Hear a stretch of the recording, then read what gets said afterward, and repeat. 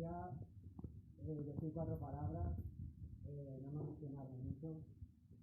Y nada, gracias a todos por venir. Esta ha sido un poco una historia improvisada, es una exposición, pues es lo que es, pero me apetecía mucho contrastar, contaros lo último que estoy haciendo y lo primero que hice. Las fotos de Santo Tomás muy poca gente lo había visto, el fanzine tampoco, porque me daba mucha vergüenza enseñarlo, porque claro, las cosas han cambiado mucho, pero bueno, dentro de lo que cabe, yo en el 83 era un bardillo que quería hacer fallas y no sabía lo difícil que era, ¿no?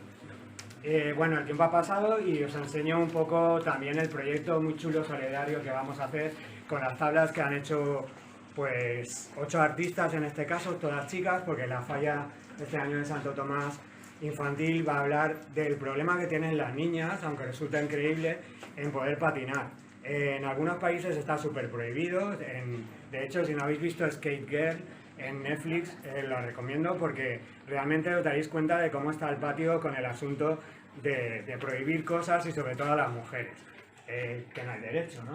Entonces, pues nada, las chicas, 8 artistas que he conocido en no muy poco tiempo que hacen cosas en la calle, que son streeters y artistas de la calle, me parecía estupendo que ellas lo hicieran y bueno, van a estar expuestas en la falla los 4 días, pero al final se inundarán del fuego y pasadas fallas haremos una subasta y una exposición que se ampliará también con chicos, casi todos pepes, ya os lo digo. Y bueno, esta es un poco la historia. Yo solo tengo cariño para toda la gente que me ha ayudado, la gente que tengo al lado. Y bueno, mi falla del año 83 se anticipó un poco al espíritu de la bola de cristal, ¿no? Que era que el mundo pop también interesaba a los niños. Por eso yo puse a Mecano, que nadie entendía hasta la fecha que se pusiera un grupo musical.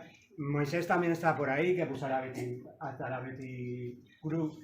Y bueno, yo creo que fue en los 80 hubo cosas muy chulas, hubo cosas también muy chungas, ¿no? Pero bueno, la gente joven queríamos cambiar el mundo. Gracias por venir.